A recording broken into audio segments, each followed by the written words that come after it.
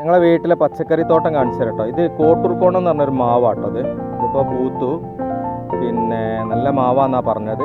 എനിക്ക് മാവിനെ പറ്റി അത്ര അറിയാത്തത് കൊണ്ട് എനിക്ക് വിശദമായിട്ട് അറിയില്ല. ആമിക്കുട്ടി അത് ആമിക്കുട്ടി. ഇതാണ് ഏറുമാടം കേട്ടോ. ഇത് മോന് സ്കൗട്ടായിട്ടുള്ള ആദി ഉണ്ടാക്കിയതാണ്. ഇത് അവനും മക്കളൊക്കെ ഉണ്ടാക്കിയതാണ്. ഇതാ പച്ചക്കറി തോട്ടം കാണാൻ പോകുന്നു. ഇതാണ് നമ്മുടെ ചെറുപയർ കൃഷി. എല്ലാം കൃഷി ചെയ്തിട്ടുണ്ട് അവർ, മക്കളാണ്.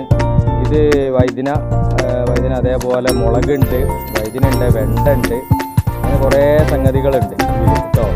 പിന്നെ കുറേ ചീര ഉണ്ട്. പിന്നെ അത് അവിടുത്തെ നനച്ചുകൊണ്ടിരിക്കുകയാണ് അവർ. ടയറിട്ടിട്ട് അതിനുള്ളിൽ പച്ചക്കറി ചെയ്തിട്ടാണ്.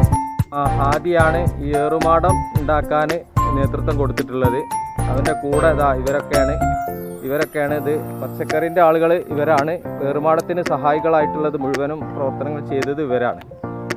ഇവരൊക്കെ ഇങ്ങനെ 7ാം ക്ലാസ് 8ാം ക്ലാസ് ഒക്കെയാണ് ഉള്ളത്, 6ാം ക്ലാസ്സൊക്കെയാണ്. ഓക്കെ, അവരാണ് കൃഷികൾ ഫുള്ളായിട്ട് അവർ ചെയ്തത്.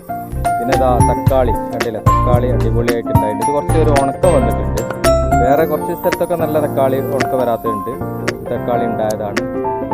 എൻ്റെ ജ്യേഷ്ഠ നിയാസ് ചോലയാണ് ഇതിനൊക്കെ പ്രചോദനം നൽകിയിട്ടുള്ളത്. അത് ചീര അങ്ങനത്തെ കുറേ സംഗതികളാണ്. ഒക്കെ ഉണ്ട്.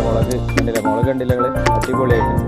പക്ഷേ ഇതുപോലെ തന്നെയാണ്, ഇങ്ങനെയാണ് നമ്മൾ ചെയ്യേണ്ടത് കേട്ടോ. ഇങ്ങനെ ചെയ്തിട്ട് നമ്മൾ കിച്ചൺ ഗാർഡൻ ചെയ്തിട്ട് ഇന്ന് വിളവെടുത്ത പച്ചക്കറികളാണ്. ഒരു വിഷവും ഇല്ലാത്ത നല്ല മായം ചേർക്കാത്ത പച്ചക്കറികളാട്ടോ.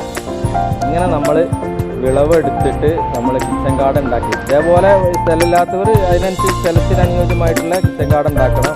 അതിനനുസരിച്ച് ചെയ്തിട്ട് നിങ്ങളത്, അതാണ് ലോഗ് ബുക്കിലേക്ക് എഴുതേണ്ടത്.